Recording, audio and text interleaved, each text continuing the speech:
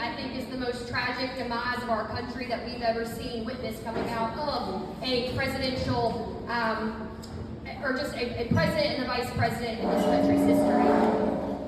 What I want to bring to you all tonight, though, is good news about what's happening in North Carolina and the work that we did last election cycle to defend against what's happening right now in D.C.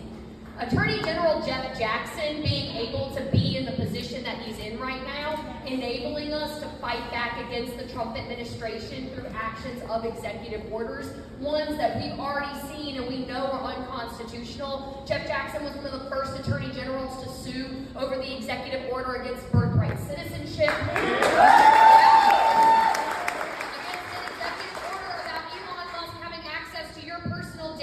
Social security numbers and information coming out of any department within the federal government right now. He also sued against Donald Trump's first executive order that took away and that was going to strip federal funding from places in western North Carolina and also to SNAP beneficiaries, to organizations that were doing good community and mutual aid work on the ground right now throughout our state. And part of why that's important, because a lot of folks look at that and they say, well, Anderson, a lot of attorney generals helped sue in those cases, right? What did it matter if North Carolina had one that did? Because a lot of those cases relied on whether or not your state signed on to the lawsuit that was launched against the federal government. North Carolina is the only state right now that has a Democratic Attorney General in the South. It is important that we remain a state that people do not feel like, with this current administration, that they need to flee in order to be okay to stay in it. And that's what we're experiencing right now.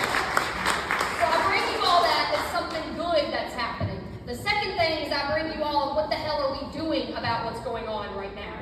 You're going to see town halls like this pop up across the state. They're not going to be led by the Democratic Party, though, because to be honest with you, I want my libertarian friends at something like this. I want anybody that I like to call a friend right now, which is somebody that says, I'm here to stand up for our Constitution, and I'm here to stand up for our country. And if you're in my business with me, you're all right in my book right now.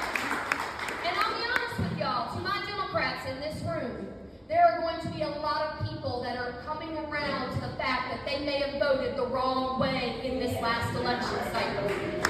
How we meet those voters, though, matters. Yes. How we meet the people that did not vote in this last election matters. And our job as a party is to continue to show up for communities, even if they didn't show up for us in this last election cycle. Yes.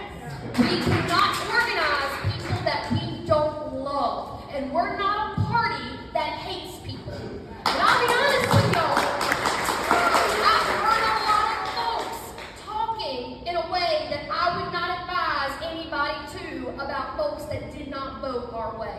And I say that because we've got to bring people in. We do not and we will not bring anybody into a coalition by looking at them and saying, I told you so. Man, I'm glad your life is wrecked right now.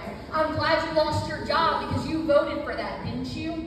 That's not the way we approach anybody in our state and in communities, because we care about everybody regardless of how you voted. It's what makes our state what it is today and the ability for us to build back in a way that we have not done before. And so I need you all, because I know right now, to be honest with you, especially to all my Democrats in this room, it is easy to be angry. And you can sit in it, you can share it with me, you can share it with spaces that are in this community right now, truly. But when we go out and we organize, and when we bring together spaces like this, we need to be bringing together a spirit of acceptance, a spirit of forgiveness, honestly, and a spirit of, to what Scott was talking about, being able to hear each other out. Because that's the only way that we make it out of this, y'all. Genuinely.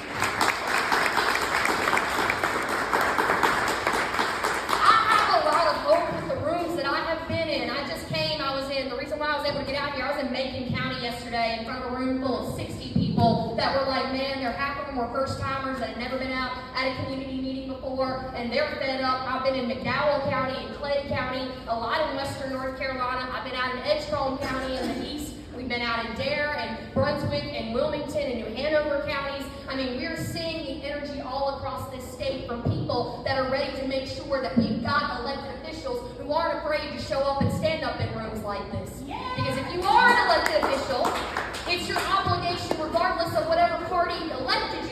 you represent all of the people across that district, right?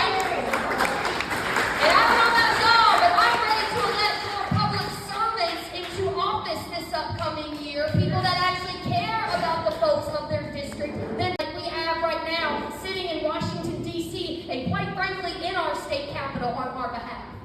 So we got a lot of work to do, and I'm here to do it with y'all. So just thank you for being in town tonight. Thank you all for being here. Y'all could be anywhere else, and I fully recognize that, but I know it is the anger and the drive right now that's driving you to be here. Don't lose that. The three things that I hope you do when you walk out of that building and your assignments when you leave here, at least for me, is number one, please consider coming to your precinct organizing meetings that are happening right now with your county parties if you're interested. It's Saturday here in Davidson. There is a lot of other opportunities to get involved too. You can find out about it on the North Carolina Democratic Party website.